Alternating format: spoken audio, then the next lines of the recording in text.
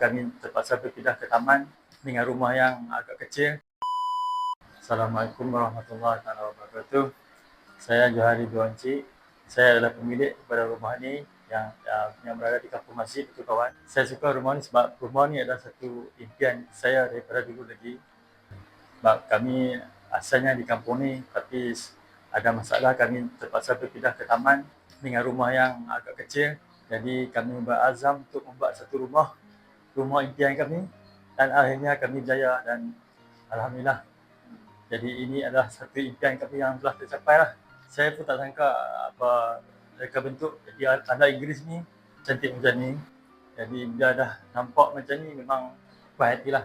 Saya kenal Alivina melalui Facebook lah. Isteri saya ni dia selalu buat research lah dengan apa dalam Facebook tu, duk tengok macam-macam. Sebelum Alivina pun kami dah ada deal dengan apa kontraktor lain, tapi tak tahulah nak jadi jodoh dengan Alivina ni. Jadi terbuka hati lah, alhamdulillah. Yang paling risau tu takut tak siap takut terbengkalai, jadi macam-macam lah. Sebab ini pertama kali kami membina rumah sendiri atas tanah sendiri.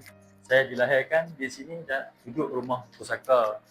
Jadi saya tak fikir langsung benda tu tak ada masalah pasal tu. Yang saya ada rumah, saya beli rumah tu semua dah ada siap dah. Tapi bila daripada permulaan sampai akhir kami nak ikuti tu, jadi dia ada rasa bimbang macam-macam lah. Tapi alhamdulillah semua dah berjaya.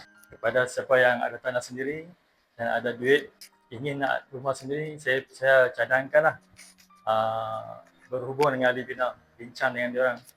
Mereka mungkin akan memberi pendapat ataupun desain yang sesuai dengan apa yang kita nak.